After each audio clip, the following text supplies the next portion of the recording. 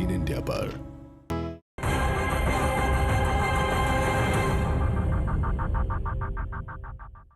इस वक्त की बड़ी खबर के साथ बुलेटिन की शुरुआत हम कर रहे हैं। किसान आंदोलन से जुड़ी हुई ये आज की सबसे बड़ी खबर। एक तरफ सुप्रीम कोर्ट समाधान की कोशिश कर रहा है तो दूसरी तरफ किसान अपनी मांगों पर अड़े हुए हैं। सुप्रीम कोर्ट ने कृषि सुधार कानूनों को लागू करने पर रोक लगाते हुए कमेटी बनाई है, लेकिन किसान संगठन इस कमेटी पर भी सवाल खड़े कर रहे हैं और आंदोलन जारी रखने की मांग पर अड़े हुए हैं। किसान नेता राकेश टिकैत ने कृषि सुधार कानून पूरी तरह रद्द होने तक आंदोलन जारी रखने की बात कही है। वहीं उन्होंने सुप्रीम कोर्ट की बनाई कमेटी पर भी सवाल खड़े किए हैं। टिकैत ने आरोप लगाया कि कमेटी के सभी सदस्य खुली बाजार व्यवस्था और कृषि कानूनों के समर्थक रहे हैं। और दिल्ली के गाजीपुर बॉर्डर पर प्रदर्शन कर रहे भारतीय किसान यूनियन के नेता राकेश टिकैत ने ट्वीट किया है, किसानों की मांग कानून को रद्द करने और न्यूनतम समर्थन मूल्य को कानून बनाने की है। जब तक ये मांग पूरी नहीं होती तब तक आंदोलन जारी रहेगा। माननीय सर्वोच्च न्यायालय के आदेश का परीक्षण कल संयुक्त मोर्चा आगे की रणनीति की घोषणा करेगा। और राकेश टिकैत ने एक और ट्वीट किया। उन्होंने लिखा कि माननीय सर्वोच्च न्यायालय द्वारा गठित कमेटी के सभी सदस्य खुले बाजार व्यवस्था या कानून के समर्थक रहे हैं। अशोक गुलाटी की अध्यक्षता में गठित कमेटी ने ही इन कानूनों को लाए जाने की सिफारिश की थी। देश का किसान इस फैसले से निराश है। भारतीय किसान यूनियन के राकेश टिकैत हमारे साथ। राकेश जी, ये बताइए, सुप्रीम कोर्ट ने तीनों कानूनों को लागू करने से फिलहाल उस पर रोक लगा दी, क्या कहेंगे? देखो, हमारी डिमांड थी कि ये कानून वापसी हो, ठीक है, हमारी वापसी की। तो कोर्ट के जजमेंट पर क्या कहेंगे? नहीं, कोर्ट ने जो दे दिया भाई, कोर्ट का तो धन्यवाद रहता है जो कोर्ट ने कह दिया, लेकिन हम अपना जो स्पष्ट वो है वो हमारे लीगल जो एडवाइजर होंगे वो उसको रिपोर्ट अपना दे देंगे। अच्छा, एक कमेटी बनाई, इसमें भारतीय किसान यूनियन से जितेंद्र सिंह मान है, वो आपके हैं? कौन है जितेंद्र सिंह मान? ये बीकेयू के नहीं है? नहीं, कहाँ है, कहाँ के, कौन है ये भारतीय किसान? पता नहीं। भारतीय किसान यूनियन तो रजिस्ट्रेशन करवा कर आदमी नाम लिख रहे हैं, गुलाटी भी है इसमें। तो फिलहाल आप लोगों का क्या स्टैंड होगा? धरना? हम अपना धरने चलते रहेंगे, शांतिपूर्ण तरीके से चलते रहेंगे, अपने प्रदर्शन करते रहेंगे, सरकार से बात कर लेंगे। अच्छा, कोर्ट में चिंता इस बात को लेकर भी जताई गई है कि सर्दियों में बच्चे बूढ़े महिलाएं सब यहाँ बैठे हैं, हिंसा भी हो सकती है, ये भी डर जताया। नहीं, सर्दी में हिंसा का क्या सवाल है, कहाँ से आया सवाल? दो तरह के इश्यूज है, एक तो सर्दी की तकलीफ जो है वो अलग है और हिंसा का डर है ये अलग है, क्या कहेंगे? हिंसा का डर तो 15 दिन से है। इनका पूर्ण रूप से ये है कि पुलिस वालों पर गोली चल सकती है। ये प्रशासन की, सरकार की तरफ से आ रहा है, तो क्या प्रशासन सरकार का ये प्लान है कि पुलिस वालों पर गोली चलवाई जा?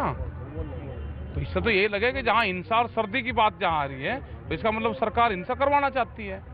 अच्छा, एक और सवाल है, क्या आप लोग यहाँ से शिफ्ट करना चाहेंगे? अगर कहा जाए कि यहाँ से शिफ्ट करके रामलीला मैदान या कहीं और जाएं तो? अरे, कानून वापसी ले लो, हम अपने घर जाएंगे। रामलीला मैदान में को हमें वहाँ रामलीला का पाठ करना? तो मतलब इस जगह से आप लोग अभी नहीं हटे? ना, हम नहीं हटते। और हमारे साथ हमारे दो सहयोगी इस किसान आंदोलन पर सुप्रीम कोर्ट के रुख पर बात करने के लिए जुड़ रहे हैं। दिल्ली से विक्रांत यादव और सिंघू बॉर्डर से अमित सिंह जुड़े हुए हैं। विक्रांत, अब इस पूरे मामले पर सुप्रीम कोर्ट के आदेश के बाद क्या स्थिति बनती दिख रही है? देखिए, तस्वीर तो कुछ साफ हो रही है। टिकैत का जो ट्वीट सामने आया उससे साफ दिखाई देता है कि किसानों को इस कमेटी पर विश्वास नहीं है। किसान कह रहे हैं कि ये वही लोग हैं जो पहले इसके पक्ष में बयान दे चुके हैं, तो एक तरह से किसानों ने इसी कारण कमेटी का हो सकता है कि विरोध किया था। और अब चूंकि टिकैत का ये ट्वीट सामने आया तो लगता है कि किसानों को लेकर के सुप्रीम कोर्ट ने एक जो कोशिश की थी, एक पहल की थी कि मामला सुलझ जाए और एक कमेटी बने जिस कमेटी के पास कानून के पक्ष में और विपक्ष में जो भी दलीलें हैं वो जाए और उसके बाद कमेटी अपनी राय से सुप्रीम कोर्ट को अवगत करवाए। लेकिन अब कमेटी के सदस्यों पर ही जिस तरीके से राकेश टिकैत ने सवाल खड़े किए हैं उसको देखते हुए ऐसा प्रतीत हो रहा है कि अब कमेटी के सामने ये किसान संगठन हो सकता है कि ना जाए, क्योंकि सिंघू बॉर्डर पर भी बैठक चल रही है। वहां पर कल ही ये फैसला ले लिया गया था कि वो कमेटी के पास नहीं जाएंगे और शायद उसी कारण उनके वकील जो है वो आज सुप्रीम कोर्ट में नहीं आए थे। तो आज अब सिंघू बॉर्डर पर किसान संगठन क्या फैसला लेते हैं, क्योंकि सामूहिक रूप से उनका ये कहना है कि एक बार सभी संगठन मिलकर के फैसला लेंगे कि आगे अब क्या रणनीति अपनानी है। एक सुप्रीम कोर्ट ने जो कमेटी का बना करके एक सोचा था कि इस मामले में कोई ना कोई रास्ता निकलेगा, अभी फिलहाल वो गतिरोध बना हुआ साफ दिखाई दे रहा है। जैसे सिंघू बॉर्डर को लेकर आप सवाल कर रहे हैं वो मैं अमित के पास जाऊंगी, लेकिन उससे पहले स्वराज इंडिया के नेता और किसान आंदोलन में शामिल योगेंद्र यादव ने भी तीनों कृषि कानून रद्द करने की मांग की। उन्होंने कहा कि जब तक कानून रद्द नहीं होते तब तक किसानों का प्रदर्शन जारी रहेगा। हमने इस बात का स्वागत किया और धन्यवाद किया सुप्रीम कोर्ट को कि किसानों के शांतिपूर्वक लोकतांत्रिक तरीके से प्रदर्शन करने के अधिकार को आपने स्वीकार किया है। इसके लिए हमने धन्यवाद किया। कोर्ट अगर इन कानूनों पर रोक लगाता है, किसी भी तरह की रोक लगाता है, ये स्वागत योग्य कदम है। लेकिन हम याद रखना चाहते हैं कि ये हमारी मांग नहीं है। हमारी मांग ये नहीं है कि इन पे कुछ समय के लिए रोक लगा दी जाए। हमारी मांग ये है कि इन कानूनों को खारिज किया जाए, रद्द किया जाए। और वहीं सुप्रीम कोर्ट की ओर से बनाई गई कमेटी में शामिल महाराष्ट्र के किसान नेता अनिल घनवट ने कहा है कि दोनों पक्षों से बात करके मामले में समाधान की कोशिश की जाएगी। ये अच्छी बात है कि सुप्रीम कोर्ट ने एक कमेटी इसमें फॉर्म की है और इस कमेटी के माध्यम से जो आंदोलक किसान संगठन है उनसे बात करके और जो सपोर्टिंग संगठन है उनसे भी बात करके हम एक एमिकेबल सॉल्यूशन इसमें से निकालेंगे। जो आंदोलक संगठनों की मांग है वो भी पूरी हो जाए। और मैं बिना वक्त गवाए अमित उस सवाल का जवाब दे दीजिए जो बार बार विक्रांत पूछ रहे थे, भाई सिंघू बॉर्डर पर हो क्या रहा है इस पूरे मामले को लेकर? जी हाँ, बिल्कुल पृथ्वी, इस वक्त सिंघू बॉर्डर पर जो है जितने भी पंजाब जत्थेबंदियां हैं, जो किसान यूनियन है, वो लगातार बैठक कर रही हैं और 5:30 बजे एक प्रेस कॉन्फ्रेंस करके वो अपना रुख साफ करेंगी। इससे पहले जब जसप्रीत सिंह से मेरी बातचीत हुई थी तो जसप्रीत सिंह जो कि किसान नेता है पंजाब किसान मोर्चा के, उन्होंने साफ कहा था कि कमेटी में शामिल होना है या नहीं। हालांकि राकेश टिकैत ट्वीट कर चुके हैं, लेकिन जसप्रीत सिंह ने ये कहा था कि कमेटी में शामिल होना है या नहीं। ये जो पंजाब की जो जत्थेबंदियां हैं उन सभी की मीटिंग होगी और मीटिंग के बाद ये तय किया जाएगा कि उसमें शामिल होंगे या नहीं। हालांकि सुप्रीम कोर्ट ने एक कदम आगे बढ़ाया है इस बातचीत को एक बार फिर से शुरू करने के लिए, लेकिन अभी फिलहाल जो है सिंघू बॉर्डर पर पंजाब किसान मोर्चा के जितने भी जत्थेबंदियां हैं उन सब जत्थेबंदियों की बैठक चल रही है।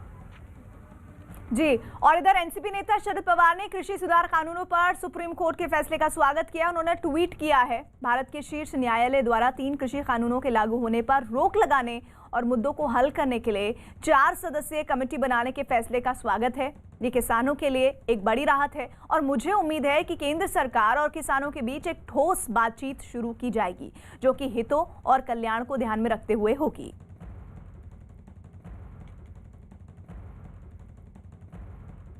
हमारे साथ नवाब मलिक है, एनसीपी के नेता और मंत्री। नवाब भाई, जिस तरीके से सुप्रीम कोर्ट ने ऑर्डर दिया है स्टे करने के लिए, उसे कैसे देखते हैं? देखिए, ऐसा है कि सुप्रीम कोर्ट के निर्णय का हम स्वागत करते हैं। कहीं ना कहीं ये जो स्टे ऑर्डर है ये किसानों को न्याय देने की दिशा में पहला कदम है। अभी भी वक्त है, सरकार जागे, अपना अड़ियल रवैया छोड़े और कानून वापस ले ले।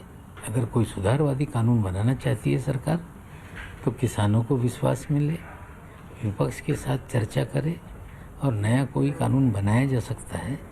लेकिन तीनों कानून जो बनाए गए, केंद्र सरकार को ये समझना होगा कि कृषि एक कंकरेंस विषय है, कंकरेंस लिस्ट में है। राज्य सरकार और केंद्र सरकार दोनों को अधिकार है। केंद्र सरकार कोई मॉडल एक्ट बना सकती है, जिन राज्यों को लगे उसे लागू कर सकते हैं, लेकिन सीधे कानून बना के थोप देना, हमें लगता है जो राज्यों के अधिकार है उनका हनन हुआ है। किसान विरोधी कानून है, किसान मानने के लिए तैयार नहीं। हमें उम्मीद है कि ये कानून रद्द हो सकते हैं। इससे बेहतर है कि केंद्र कानून वापस ले ले। सीधे रुख कर लेते हैं चंदन जजवाड़े का। चंदन, किसान बहुत ज्यादा आशान्वित नहीं है इस कमेटी को लेकर, लेकिन एनसीपी के नेता तो बहुत कॉन्फिडेंट है कि कम से कम वो ब्रेक तो किया गया प्रोसेस जो अभी तक नहीं दिख रहा था कि कुछ हो सकता है इस मामले में।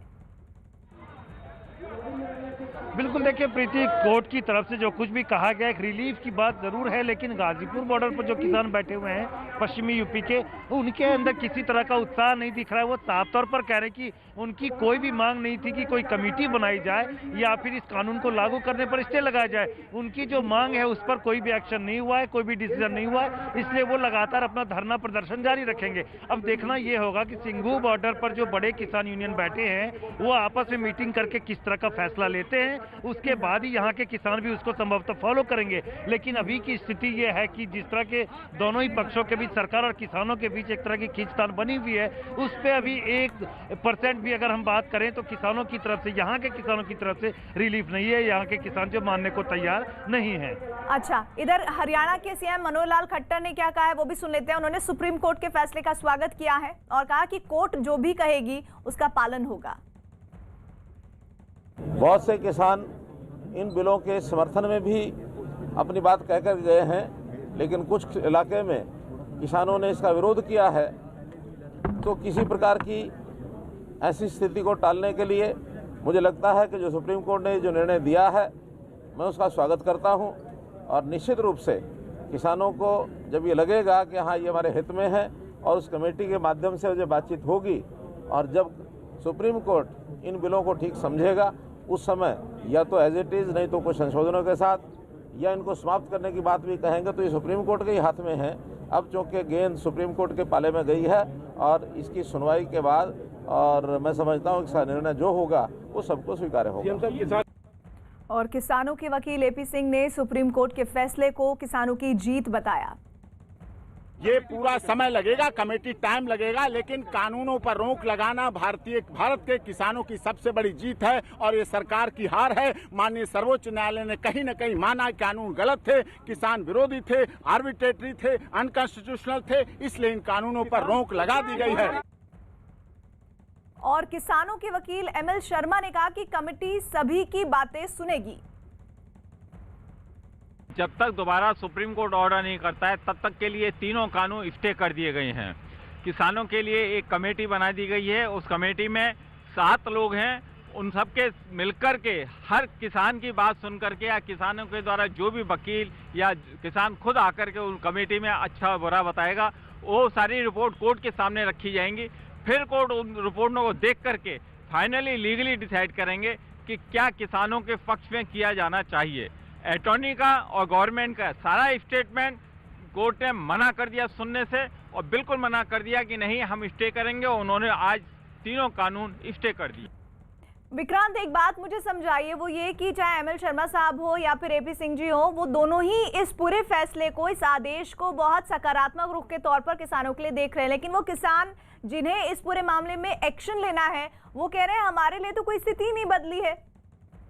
देखिए बिल्कुल, और इन केवल वकीलों की तरफ से नहीं, मैं शरद पवार का भी जो ट्वीट आया उसे बेहद सकारात्मक उस दिशा में कहूँगा कि उन्होंने ये कहा है कि ये इसका स्वागत करते हैं और उम्मीद है कि कोई रास्ता, कोई ब्रेक थ्रू निकलेगा, क्योंकि जब बातचीत होगी तभी कोई बात आगे बढ़ सकती है। लेकिन अगर किसान ये फैसला ले लेते हैं कि वो कमेटी के सामने नहीं जाएंगे और सरकार के साथ बातचीत में कोई गतिरोध आ जाता है तो इसका फिर कोई रास्ता या कोई हल निकलता हुआ नहीं दिखाई दे रहा। और क्योंकि अगर किसान ये कह रहे हैं, प्रदर्शनकारी किसान, की सरकार पहले तीनों कानून रद्द करे, तो सरकार वो साफ कर चुकी है कि हम कानून रद्द नहीं करेंगे। तो ऐसी स्थिति में एक बड़ा गतिरोध आ जाएगा और फिर कोई रास्ता निकलता हुआ नहीं दिखाई देगा। अगर कोई बातचीत होगी, कहीं पर बातचीत के लिए दोनों पक्ष बैठेंगे तभी कोई रास्ता निकल सकता है। लेकिन अगर आज शाम को किसानों ने अपनी प्रेस कॉन्फ्रेंस में यह ऐलान किया कि वो कमेटी के सामने नहीं जाएंगे तो निश्चित तौर पर एक बड़ा गतिरोध आ जाएगा। और इस समय दिल्ली में एकदम ठंड का, कड़ाके की ठंड का मौसम है और इसी कारण शायद कहीं ना कहीं सुप्रीम कोर्ट ने भी ये कहा था कि महिलाएं और जो बुजुर्ग वहां पर बैठे हुए उन्हें वापस भेजने की आप लोग कोशिश कीजिए। तो एक सुझाव जरूर दिया था, लेकिन किसान साफ कह रहे हैं कि वो सभी लोग अपनी मर्जी से आए हुए, अपनी इच्छा से आए हुए और वो इस आंदोलन को जारी रखेंगे। नहीं, लेकिन शरद पवार कह रहे हैं कि बहुत अच्छा है, कम से कम वो जो एक गतिरोध बना था वो ब्रेक हो रहा है, कमेटी के जरिए बात तो कम से कम सुनी जाएगी किसानों की। लेकिन ये बात किसानों को समझ तो नहीं आ रही। देखिए बिल्कुल उनका साफ ये कहना है, क्योंकि प्रीति ये समझना पड़ेगा कि किसान शुरुआत से कह रहे हैं कि पहले कानूनों को रद्द किया जाए, लेकिन ये एक ऐसी मांग है जिसको लेकर के सरकार तैयार नहीं हो सकती। मेरे ठीक पीछे देश की संसद है जहां से पारित होकर के ये तीनों बिल कानून की शक्ल में हुए, और एक बार जब संसद की मोहर लग जाती है तो उस कानून को दोबारा से खारिज करना या वापस लेना, ये किसी भी सरकार के लिए उसके निर्णय को वापस लेना होगा, जो किसी भी सरकार के लिए ठीक नहीं होगा।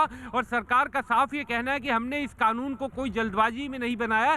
दशकों से इस कानून को लेकर के लगातार चर्चाएं चल रही थी, इस सरकार में भी चर्चा चल रही थी, और इससे पहले वाली जो सरकारें थी वो भी लगातार इस तरीके के कृषि सुधार के कानूनों पर चर्चा कर रही थे, लेकिन वो ये कानून नहीं ला पाए थे क्योंकि उनके पास उतना बड़ा मैंडेट नहीं था, उनके पास उस तरीके का पार्लियामेंट के अंदर ये नहीं था कि वो इस बिलों को पास करवा पाए। तो अब जब सरकार ये कृषि सुधार कानून लेकर के आई है, और सरकार का ये भी कहना है कि पंजाब और हरियाणा को छोड़ करके बाकी देश के किसान कांग्रेस से भी रिएक्शंस आ रहे हैं। विक्रांत, दिग्विजय सिंह ने किसानों की मांगों का समर्थन किया, उन्होंने कहा कि बैठक के बाद किसान जो फैसला लेंगे वो उनका समर्थन करेंगे।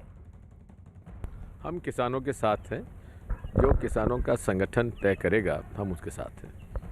हार जीत की बात हो रही थी, ये किसकी जीत किसकी हार? इस पे कोई हार जीत नहीं है, हार ही हार है, क्योंकि अगर कानून यथावत रहा तो किसानों की हार है, और सरकार को वापस लेना पड़ा तो दोनों की जीत है।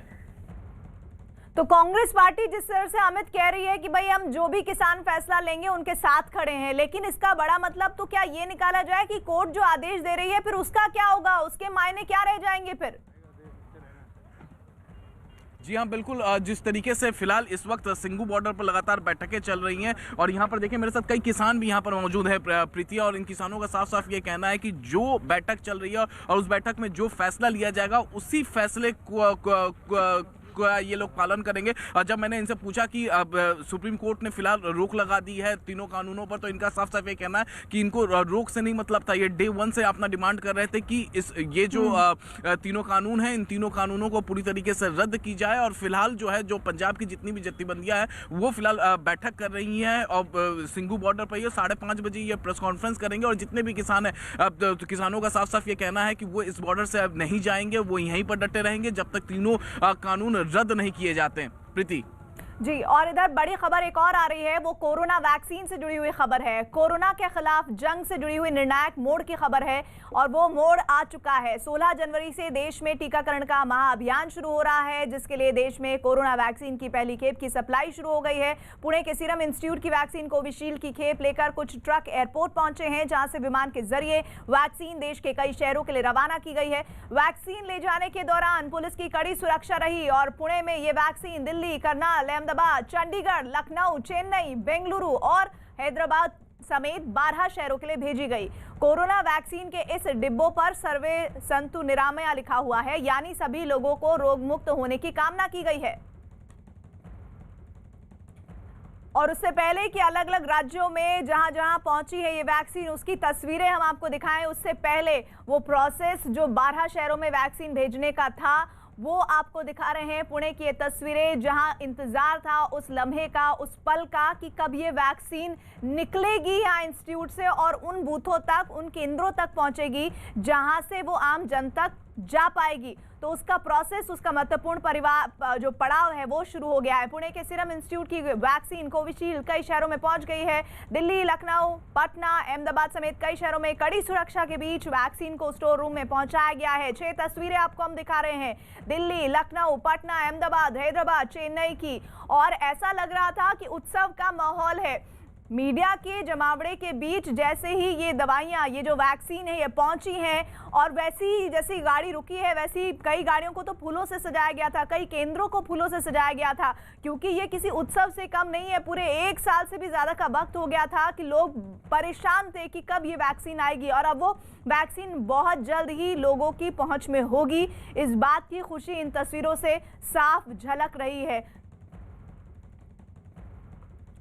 और हमारे साथ हमारे सहयोगी दो जुड़ रहे हैं। दिल्ली से दीपक रावत जुड़ रहे हैं, लखनऊ से अजीत सिंह जुड़ रहे हैं। दीपक, आप राजीव गांधी अस्पताल में मौजूद हैं, वहां पर लगातार तस्वीरें आपकी हमने वॉक थ्रू के जरिए, रिपोर्ट के जरिए देखी थी। जरा हमें बताइए, जब वो गाड़ी पहुंची उस वैक्सीन को लेकर, क्या लोगों के मन में भावना थी और किस तरह का जोश था?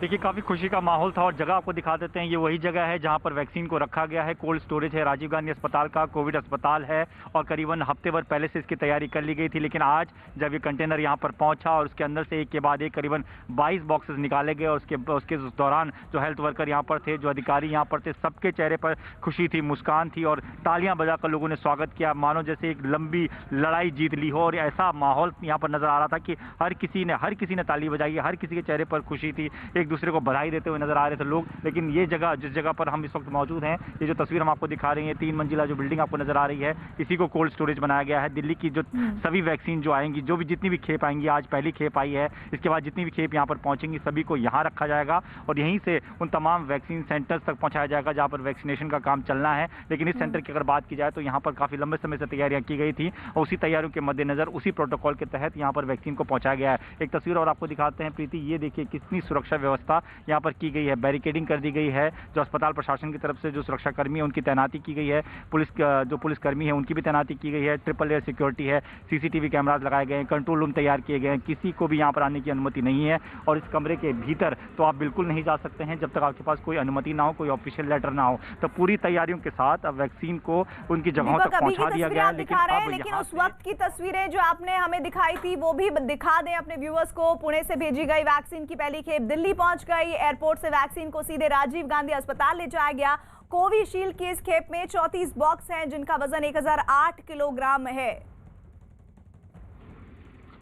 तो तस्वीरें उस वक्त की जब ये वैक्सीन पहुंची थी राजीव गांधी अस्पताल और किस तरह से लोगों के भीतर जोश था, लोगों ने मास्क लगाए हुए थे और ये कहा जा रहा है कि जिस बड़ी तादाद में भेजा गया इस वैक्सीन को, उसका वजन है 1008 किलोग्राम। और ये बताया जा रहा है कि कोविशील्ड की इस खेप में 34 बॉक्सेस हैं और इन बॉक्सेस में इतनी वैक्सीन मौजूद हैं जो कि अलग अलग केंद्रों तक पहुंचाई जाएगी और पहले स्वास्थ्य कर्मियों और फ्रंटलाइन वर्कर्स को लगाई जाएगी। दिल्ली एयरपोर्ट से कड़ी सुरक्षा के बीच वैक्सीन को राजीव गांधी अस्पताल पहुंचाया गया। अस्पताल के स्टोरेज रूम में वैक्सीन रखी गई और यहीं से ये वैक्सीन 16 जनवरी को राजधानी के अलग अलग अस्पतालों में भेजी जाएगी।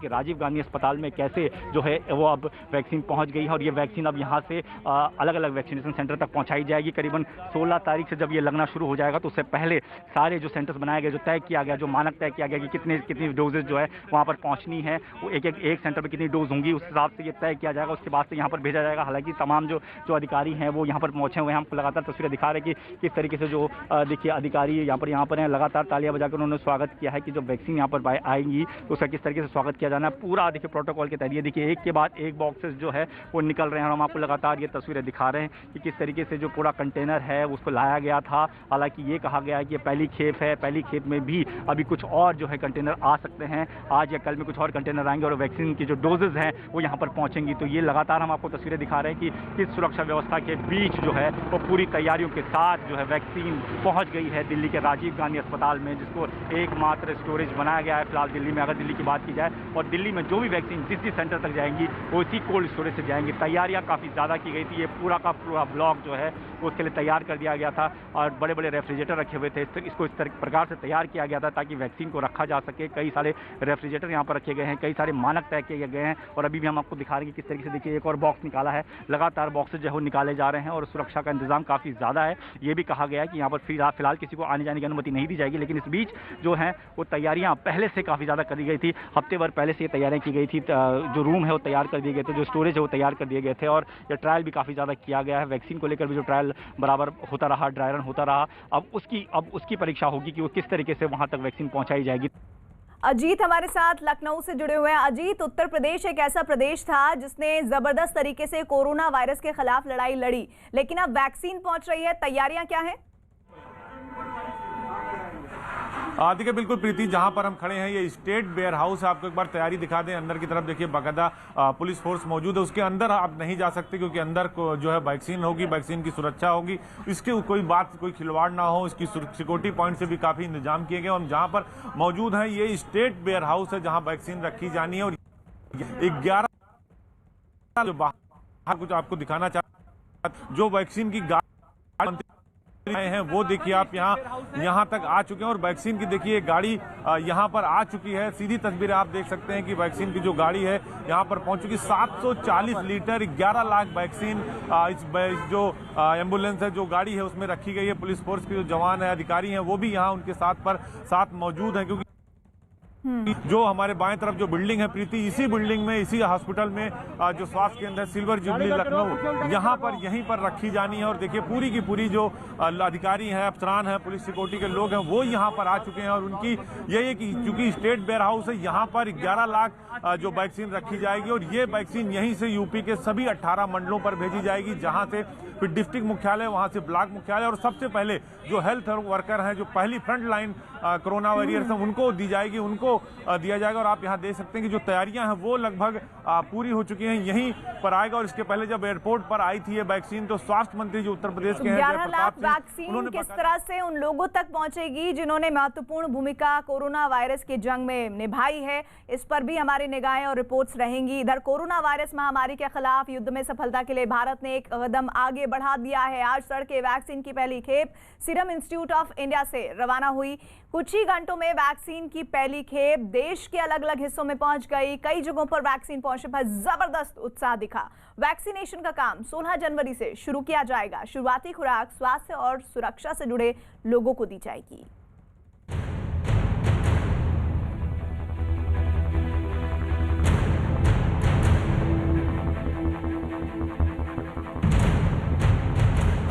निर्णायक मोड़ पर पहुंची कोरोना की जंग।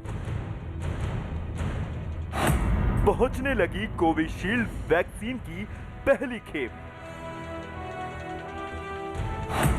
वैक्सीन की पहली खेप का इंतजार खत्म। अब दुनिया के सबसे बड़े टीकाकरण अभियान की तैयारी।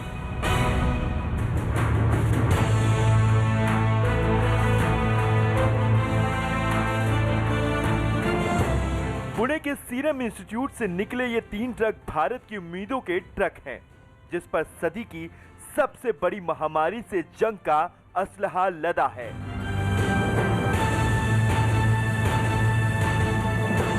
शायद यही वजह है कि सीरम इंस्टीट्यूट ऑफ इंडिया के कैंपस से पुणे के अंतर्राष्ट्रीय हवाई अड्डे के लिए जब ये ट्रक निकले तो उनकी सुरक्षा के वैसे ही इंतजाम नजर आए जैसे किसी वीआईपी के लिए होते हैं।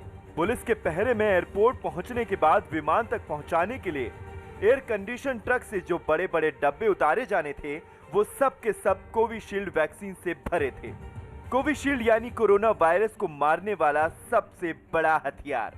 कोरोना के खिलाफ जंग में आजमाए जाने वाले सबसे बड़े हथियार को हवाई अड्डे पर पहुंचाने वालों को भी पता नहीं था कि आखिर इन्हें जाना कहां है। लेके जाने की तैयारी है सर। पता नहीं, हम गाड़ी लेके आए हैं। गाड़ी लेकर के आए हैं। अहमदाबाद जा रहे हैं। अहमदाबाद शायद पता नहीं। अहमदाबाद नहीं, तो कहाँ जाए? हमको कुछ नहीं है, नो आइडिया। कहाँ से आए? कहाँ से? अरब सर, सीरम इंस्टीट्यूट से। ये तो बस शुरुआत थी।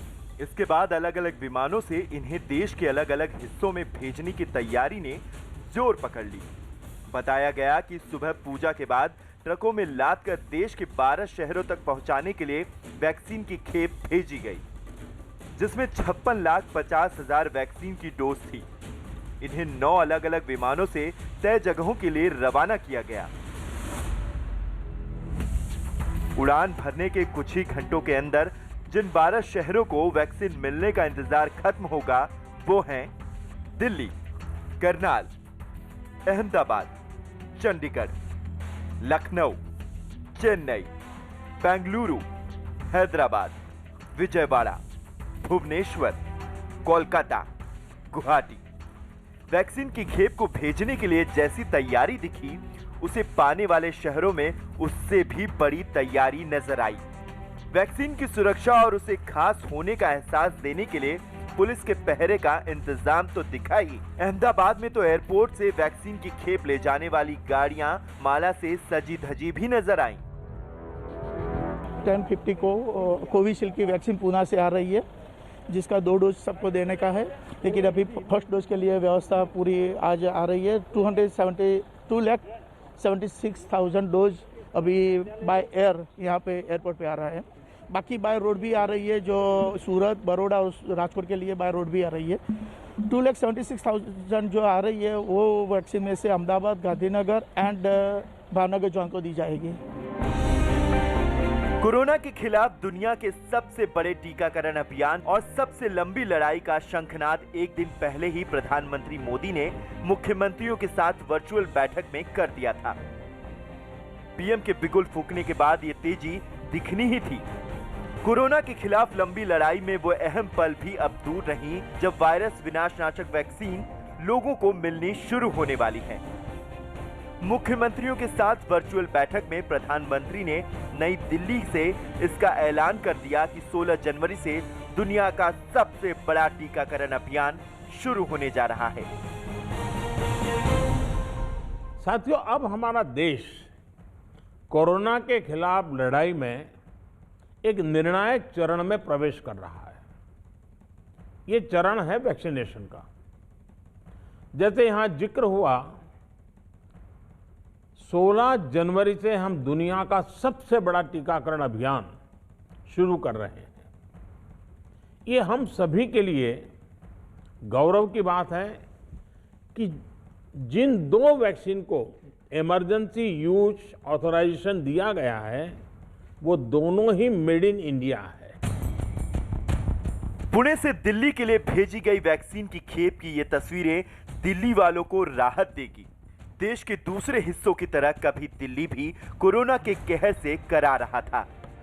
दिल्ली में तैयारियां पूरी की जा चुकी हैं। वैक्सीनेशन जो फर्स्ट फेज में लगाया जा रहा है, 89 हम सेंटर्स बनाए हैं जो कि सभी हॉस्पिटल्स में हैं, और 16 तारीख से इनको लगाना स्टार्ट किया जाएगा। और वैक्सीन की फर्स्ट जो इंस्टॉलमेंट है अभी पहुंच चुकी है, बाकी 1-2 दिन में सारी आ जाएगी। अब दिल्ली में भी कोरोना के नए मरीज सामने आ रहे हैं, लेकिन दिल्ली ने कोरोना से जंग के लिए ड्राई रन के जरिए अपना अभ्यास कर रखा है।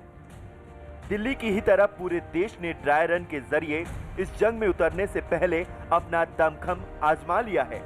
अब 16 तारीख से सबसे पहले वैक्सीन उन कोरोना योद्धाओं को दिया जाएगा जो साल भर इस महामारी से जंग में सबसे आगे खड़े हैं। इसका ऐलान खुद प्रधानमंत्री ने किया। देश के अलग अलग राज्यों के हेल्थ वर्कर्स, फ्रंटलाइन वर्कर्स की संख्या देखें तो एक करीब 3 करोड़ होती है। ये तय किया गया है कि पहले चरण में इन 3 करोड़ लोगों को वैक्सीन देने के लिए जो खर्च होगा वो राज्य सरकारों को वहन नहीं करना है, भारत सरकार इसको वहन करेगी। 16 जनवरी से दुनिया के सबसे बड़े टीकाकरण अभियान का पहला चरण शुरू होगा।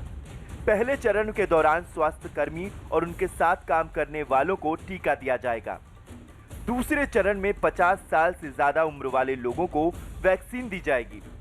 इसके बाद दूसरे ही चरण में उन लोगों को वैक्सीन दी जाएगी जो 50 साल से कम उम्र के हैं लेकिन बीमारी की चपेट में हैं।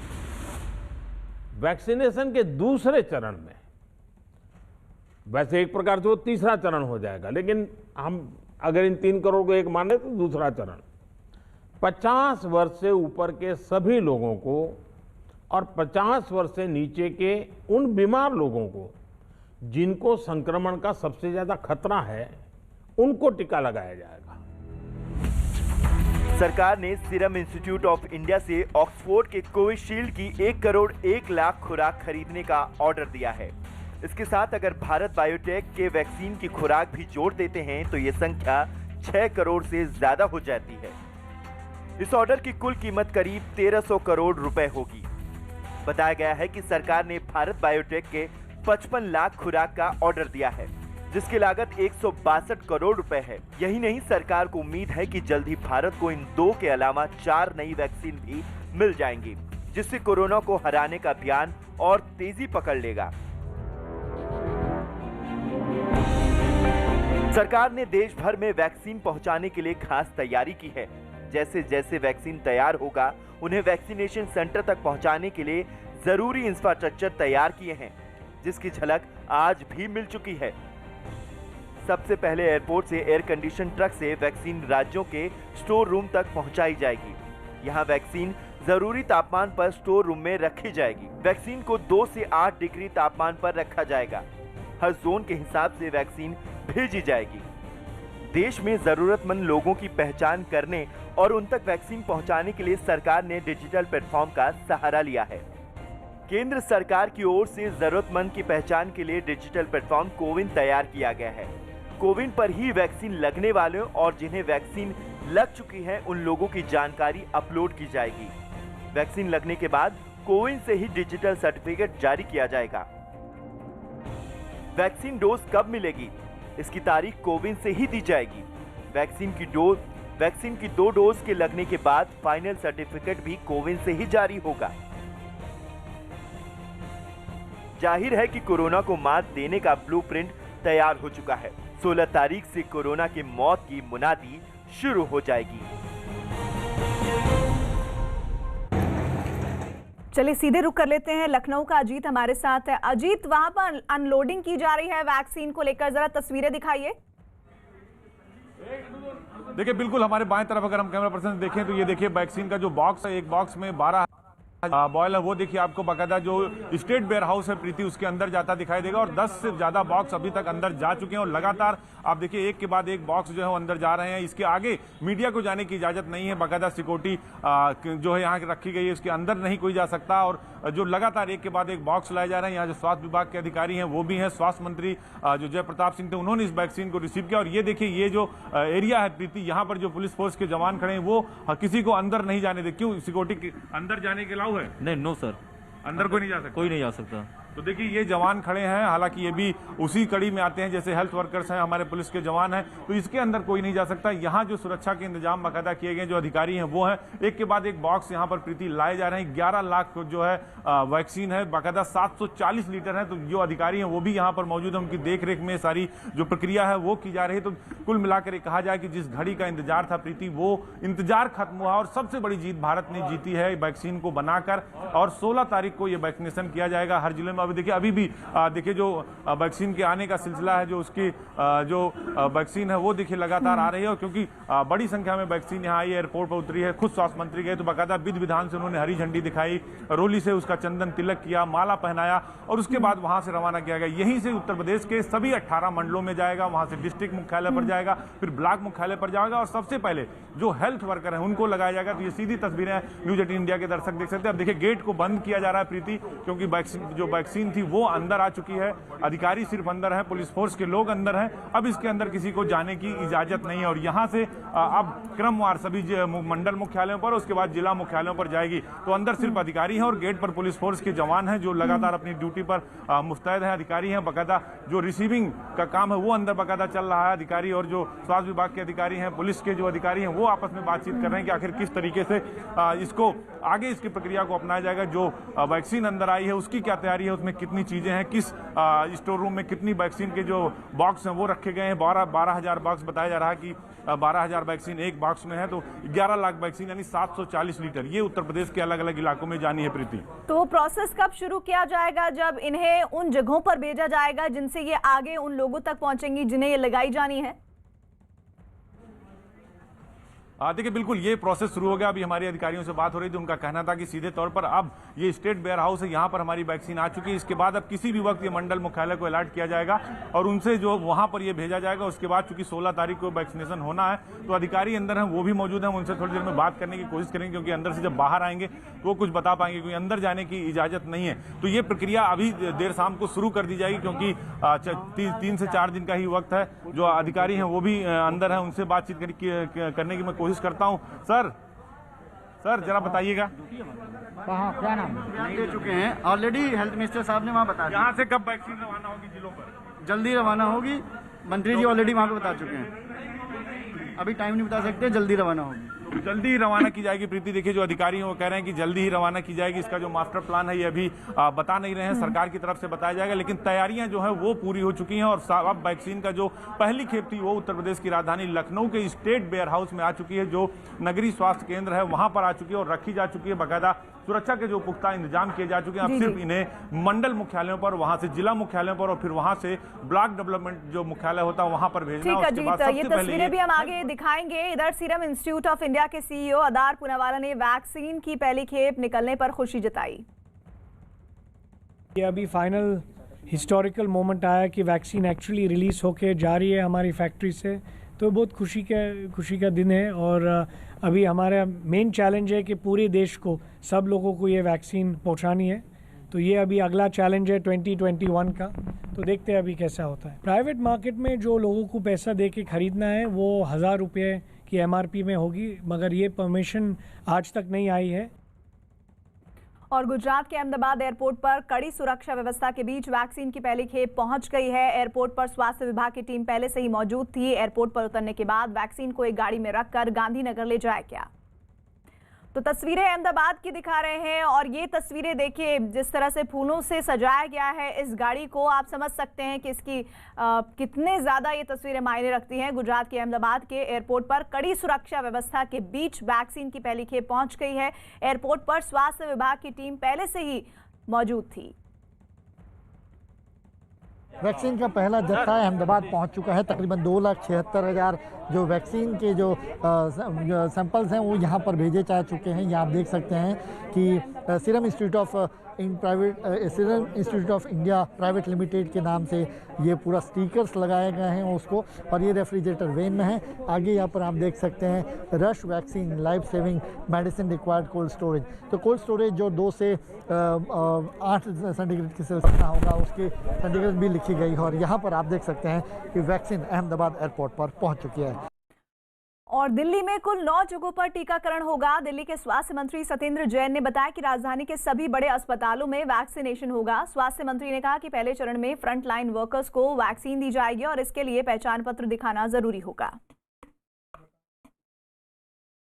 कोरोना आया, कोरोना के बाद लोगों को इंतजार था वैक्सीन का, और अब जो पहली खेप है वो दिल्ली पहुंच चुकी है। तो सबसे पहले तो मैं जानना चाहूँगी क्या कुछ कहना चाहेंगे आप? नहीं, देखिए दिल्ली में तैयारियाँ पूरी की जा चुकी हैं। वैक्सीनेशन जो फर्स्ट फेज़ में लगाया जा रहा है 89 हम सेंटर्स बनाए हैं जो कि सभी हॉस्पिटल्स में हैं, और 16 तारीख से इनको लगाना स्टार्ट किया जाएगा।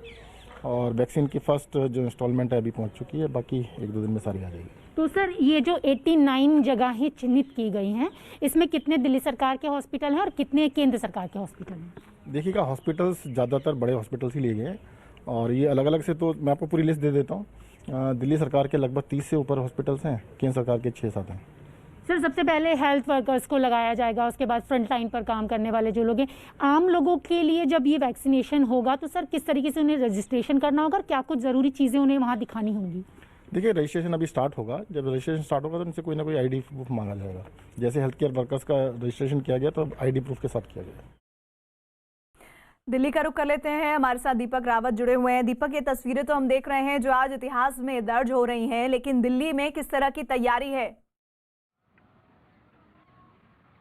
तैयारियां लगभग पूरी कर ली हैं प्रीति, और इस वक्त जिस जगह पर हम मौजूद हैं वही कोल्ड स्टोरेज रूम बनाया गया है जहां पर ये वैक्सीन रखी गई है। और वैक्सीन की अगर बात की जाए तो जो उम्मीद थी कि ज़्यादा की उम्मीद थी दिल्ली सरकार को, क्योंकि करीबन 9 लाख लोगों को वैक्सीन लगनी है पहले फेज़ में, लेकिन अभी जो वैक्सीन पहुंची है, जो जानकारी हमें दी गई है उसके मुताबिक करीबन 2.5 लाख वैक्सीन ही पहुंची है। लेकिन उम्मीद ये जताई जा रही है कि कल परसों तक शायद एक और खेप पहुँचे और उसमें कुछ वैक्सीन और यहाँ पर पहुँचाई जाए। हालांकि ये साफ है कि पहले फेज़ में करीबन 9 लाख लोगों को लगना है, जिसमें 3 लाख हेल्थ वर्कर हैं और करीबन 6 लाख लोग ऐसे हैं जो कि फ्रंट लाइन वर्कर होंगे जिनका रजिस्ट्रेशन हो चुका है। लेकिन इस वक्त अगर यहाँ की तस्वीरों की बात की जाए तो यहाँ पर सुरक्षा के इंतजामों के साथ साथ वैक्सीन को रखा गया, और अब ये तय किया जाना है कि कल या परसों कब ये जो वैक्सीन है वो यहाँ से कंटेनर्स के थ्रू अलग अलग सेंटर्स पर ले जाया जाएगा जहाँ पर वैक्सीनेशन का काम होना है, क्योंकि 16 तारीख से पहले ये वैक्सीन जो है वो वहाँ पर पहुँचाई जाएंगी। 16 तारीख से वैक्सीन लगनी शुरू हो जाएंगी। तो अब पूरा रूट मैप जो है वो तैयार जो सरकार ने किया है उसके हिसाब से काम किया जाना है। लेकिन ये साफ है कि 9 लाख लोगों को वैक्सीन लगनी है, लेकिन अभी पहुंची है वैक्सीन पहले खेप में तो करीबन 2.5 लाख के आसपास वैक्सीन पहुंची है। तो अब बाकी वैक्सीन कब पहुंचेगी, किस तरह से पहुंचेगी, ये भी देखना होगा। निगाह बना के रखिएगा। कोरोना महामारी ने आपसी सहयोग की भावना को एक नई मजबूती दी है ताकि पूरे देश में लोग एकजुट होकर इस संकट का मुकाबला कर सकें। जल्द ही टीकाकरण अभियान भी शुरू होने वाला है और हम आपको सबको मिलकर इस वायरस को हराना है और इस लड़ाई में नेटवर्क 18 भी हर कदम पर आपके साथ है। हमारे अभियान संजीवनी और शॉर्ट ऑफ लाइफ का भी यही मकसद है कि कोई सुरक्षित नहीं अगर हर कोई सुरक्षित नहीं। नेटवर्क 18 के इस पहल का उद्देश्य है हर भारतीय की वैक्सीन तक पहुंच हो। अगले कुछ दिन में हमारी ये पहल कोरोना के खिलाफ लड़ाई में जन आंदोलन बनकर उभरेगी।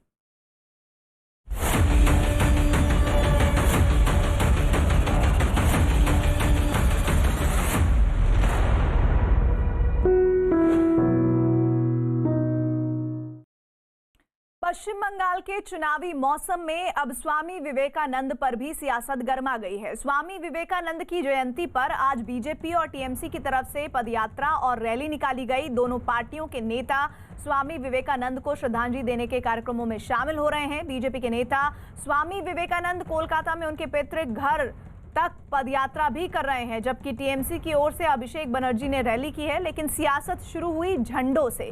दरअसल बीजेपी ने टीएमसी पर विवेकानंद के नाम पर राजनीति का आरोप लगाया।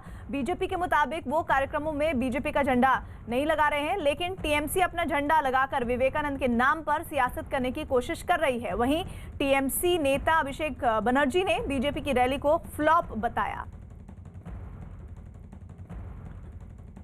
तो रैली और पदयात्राओं में किस तरह से स्वामी विवेकानंद को सियासत का शिकार बनाने की कोशिश पार्टियों के जरिए की जा रही है, उसी की तस्वीर आपके सामने है।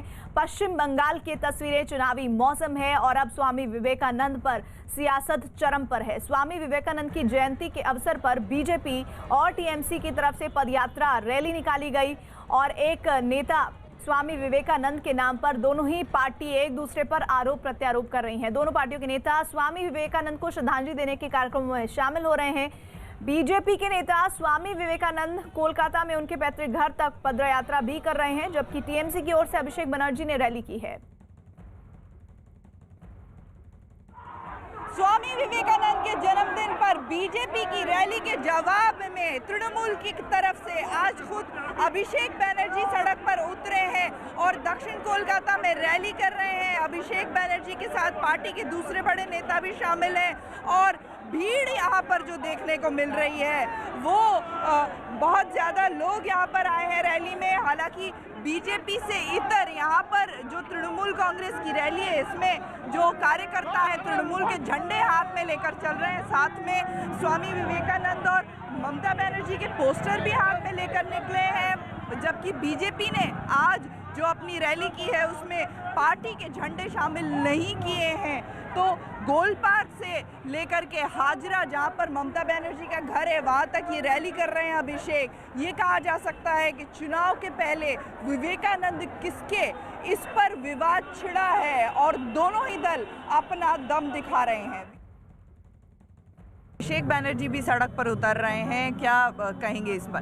देखिए, युवा मोर्चा किसी के साथ कंपटीशन में नहीं है। स्वामी जी को एक हिंदू लीडर, एक नेशनल लीडर, एक वर्ल्ड लीडर कहते हैं। तो सबसे बड़ी बात है, हम लोग स्वामी जी को बंगाल का गर्व मानते हैं, ये भारत का गर्व मानते हैं। अभिषेक बनर्जी जो है वो ममता बनर्जी को बंगाल का गर्व मानते हैं। तो सबसे बड़ा बात है, स्वामी जी और नेताजी बंगाल का गर्व है, रविंद्रनाथ ठाकुर बंगाल का गर्व है, ये भारत का गर्व है।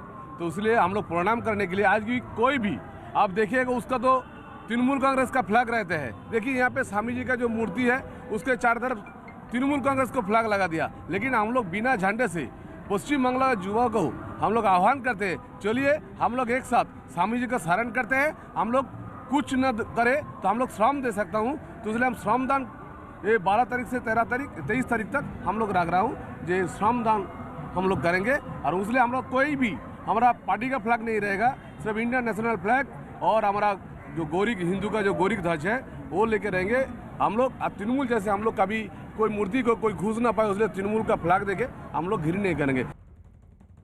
राष्ट्रीय युवा संसद समारोह में वंशवाद और भ्रष्टाचार पर प्रधानमंत्री ने जिस तरह हल्ला बोला, उसे बंगाल चुनावों से ठीक पहले विपक्ष को चुनौती से जोड़कर देखा जा रहा है। प्रधानमंत्री नरेंद्र मोदी ने राष्ट्रीय युवा संसद समारोह में युवाओं को बढ़ चढ़कर राजनीति में हिस्सा लेने की अपील की।